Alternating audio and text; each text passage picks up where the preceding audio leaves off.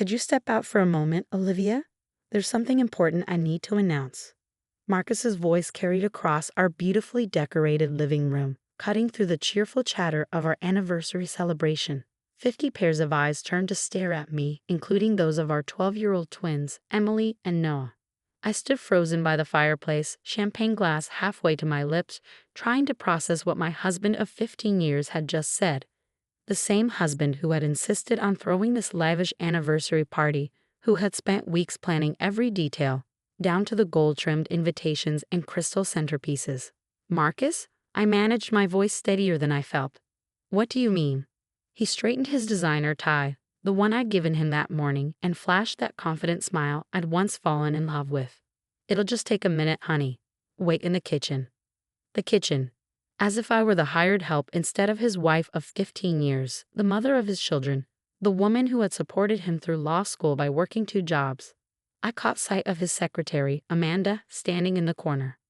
She was wearing a red dress that seemed inappropriately tight for an anniversary party, twisting a strand of perfectly highlighted hair around her finger.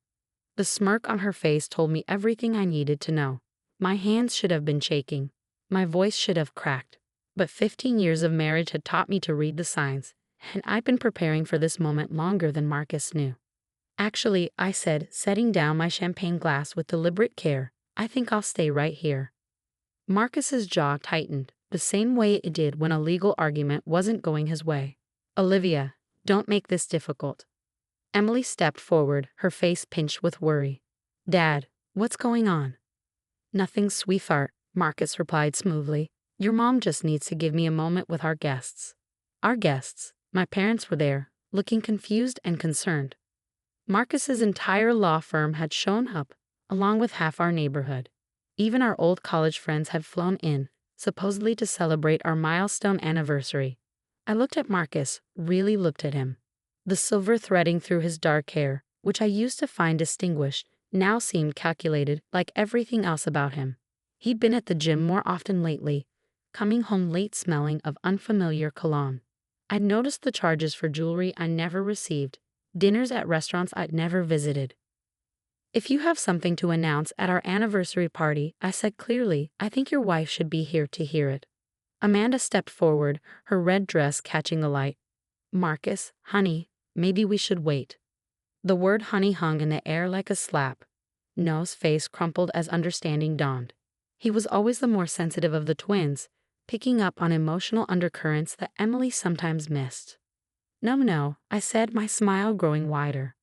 Please, Marcus, make your announcement, then I'll make mine. He faltered for a moment, thrown by my composure.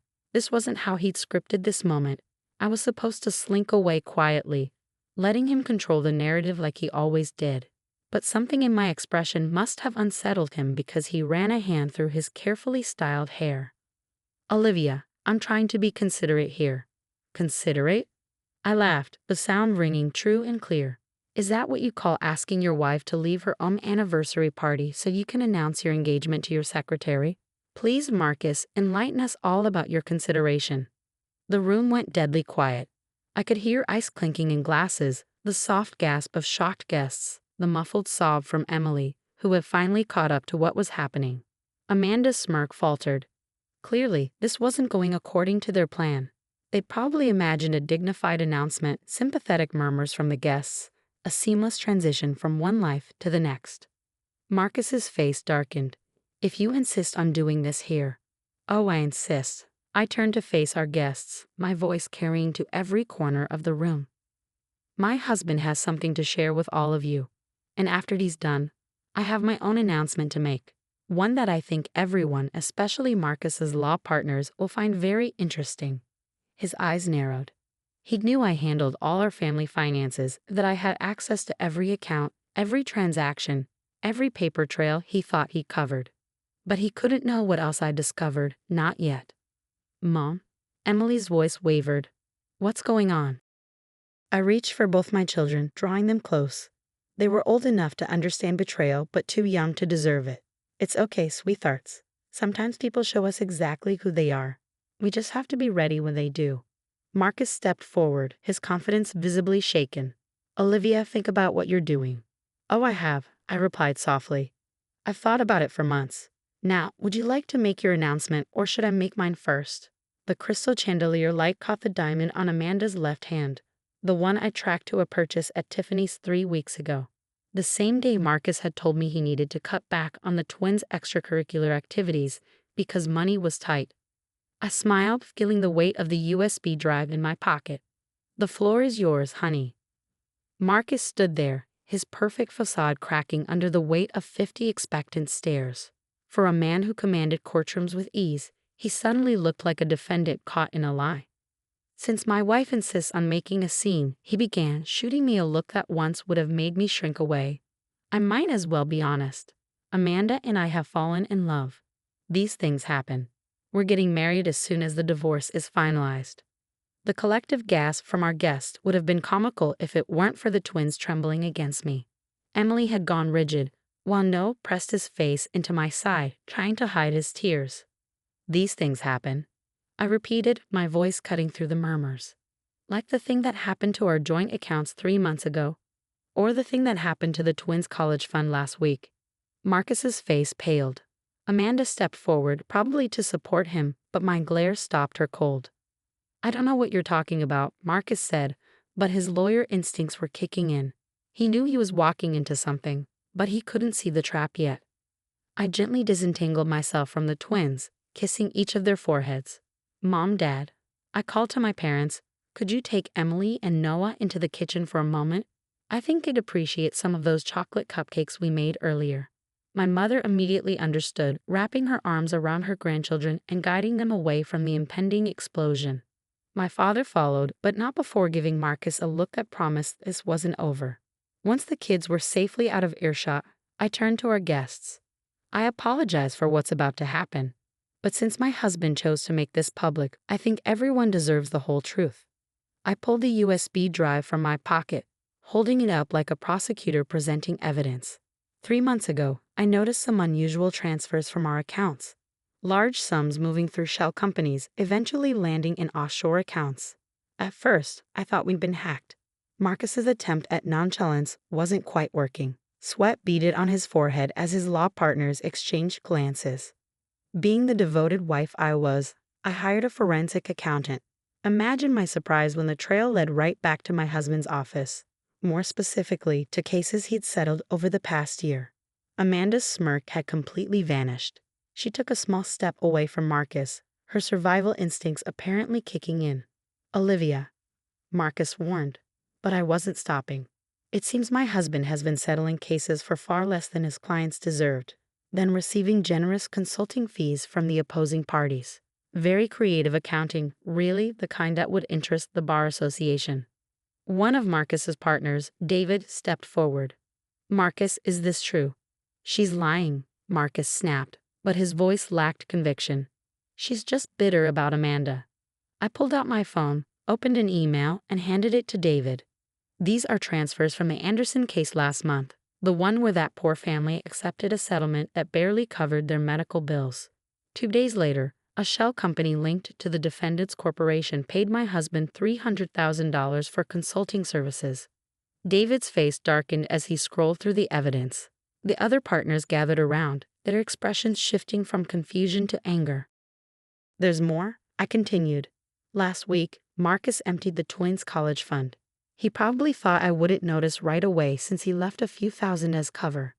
That money went straight to a down payment on a penthouse apartment. I'm guessing that's where you've been playing house with Amanda. Amanda's face flushed. I didn't know about any of this, she protested quickly. Marcus told me he was separated, that everything was above board. Oh, save it. I cut her off. Those Tiffany receipts have your signature as a witness. You've been helping him hide evidence for months. Marcus finally snapped. You had no right to investigate me. Those were private business matters. Private? I laughed. Like this anniversary party was private? You wanted an audience, Marcus. Well, now you have one. I turned to his law partners. I've already sent copies of everything to the managing partners and the Bar Association. I would have handled this privately, but my husband insisted on making announcements today. The room erupted in chaos. David was on his phone, probably calling the other partners.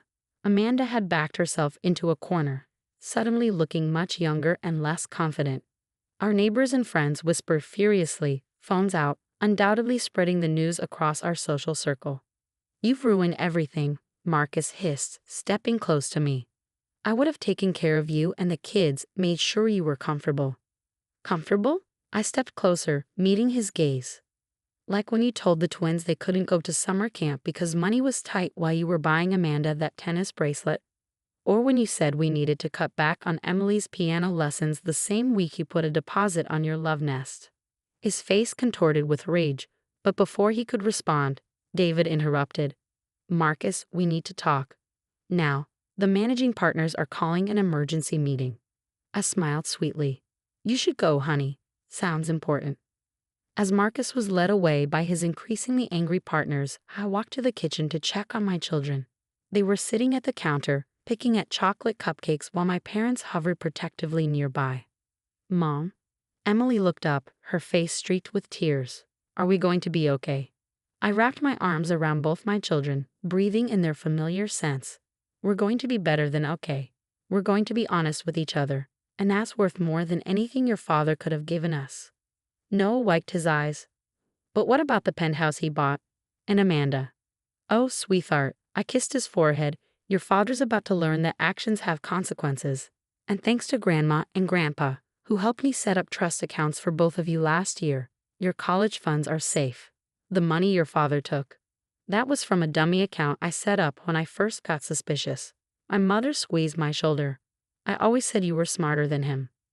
Through the kitchen door, we could hear the party breaking up, voices raised in argument, car doors slamming. Someone was crying, probably Amanda, realizing her fairy tale was actually a cautionary tale. I hugged my children closer. This wasn't how I planned to spend my 15th anniversary, but maybe it was the gift we all needed. The truth finally laid bare, and the chance to build something stronger from the ashes of my husband's betrayal. My father cleared his throat. "The house is in your name, isn't it?" I nodded. Another thing Marcus never bothered to read carefully when we bought it. He was too busy looking successful to notice who actually owned what. Emily looked up at me with fresh tears. "Did Dad ever really love us?" That question broke my heart more than any of Marcus's betrayals. "Your father loves you," I said carefully. "He just loves himself more. But you have me, and I love you enough for both parents. Sometimes that's more than enough." 1 month after the anniversary party that ended my marriage, I sat in my home office reviewing emails from Marcus's former law firm. The fallout had been swift and devastating for him. The managing partners had placed him on immediate leave pending investigation. Amanda had disappeared to her parents' house in Ohio, taking with her copies of every incriminating document she could find in a desperate attempt to save herself. Marcus's carefully constructed world crumbled faster than the elaborate anniversary cake he'd insisted on ordering. My phone buzzed with a text from David, now the lead partner handling the mess Marcus left behind. Bar Association made their decision. License suspended pending criminal investigation. Thought you should know. I didn't get the satisfaction I'd expected. Instead, I felt a quiet peace. The twins were at school, adapting better than I feared. Emily had thrown herself into piano with renewed passion, and Noah had joined the school newspaper, discovering a talent for writing that surprised us all. A knock at the door interrupted my thoughts. My mother stood there, holding a stack of papers. "The last of the divorce papers just arrived. Your father's friend at the DA's office says they're building a strong case." I nodded, taking the papers. "How are you holding up? I know this isn't what you imagined for your daughter." She sat down beside me, taking my hand. "I'm proud of you. You protected yourself and your children. That's all any mother wants." "Did you see the article in the local paper?" I asked, pulling up the headline on my laptop. "Prominent attorney faces fraud charges. Ex-wife credited with uncovering scheme." "They're calling you a whistleblower," my mother said, smiling. "Though I prefer protective mama bear." Just then, my phone buzzed again. Marcus's name appeared on the screen, his first contact attempt in weeks. I answered, putting it on speaker. "Olivia." His voice was rough, defeated. "They're saying 5 to 7 years. The plea deal. I need your help." "No, Marcus," I replied calmly. "You need a good lawyer. I hear they're expensive these days. The twins need their father. They needed their father when you were stealing their college fund. They needed their father when you were lying to their faces. Now, they need to see that actions have consequences. He tried a different approach. I'll tell them you manipulated the evidence, that you set me up. Goodbye, Marcus. I cut him off, ending the call. My mother squeezed my hand. Later that afternoon, I picked up the twins from school. Emily was clutching sheet music for a new piece she was learning, and Noah had a draft of his first newspaper article. Mom, Emily said as we drove home, Amanda came by school today. She wanted to talk to us. My hands tightened on the steering wheel. What happened? I told her to leave. Noah spoke up, his voice firm. I said if she wanted to talk, she could do it through our lawyer. Just like you taught us. Pride swelled in my chest. That was exactly right, sweetheart. She looked different, Emily added. Not so shiny anymore. She said she was sorry, that she didn't know about the money stuff. Sometimes people only show remorse when they're caught, I explained, pulling into our driveway. That doesn't make it genuine. Inside, the house felt different now. Gone were Marcus's pretentious art pieces and the formal furniture he'd insisted we needed to impress his clients.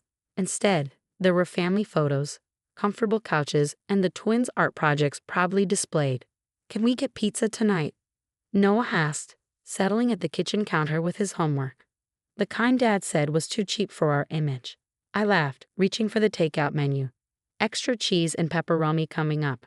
As we sat round the kitchen table later, eating pizza and helping Noah edit his article, my phone buzzed with an email from Marcus's firm.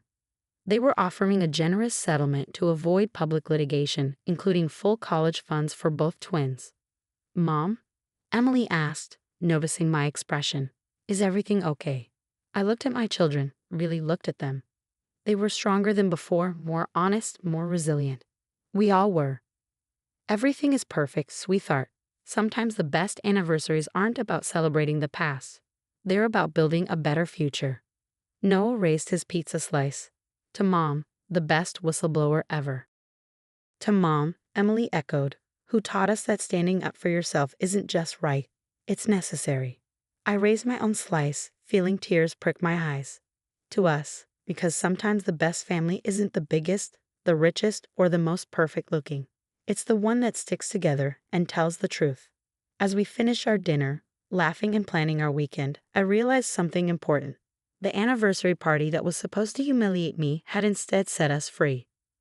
Marcus had wanted to make an announcement that would destroy our family. Instead, he'd given us the chance to build a stronger one from the ashes of his betrayal. Sometimes the best revenge isn't about getting even. It's about getting better.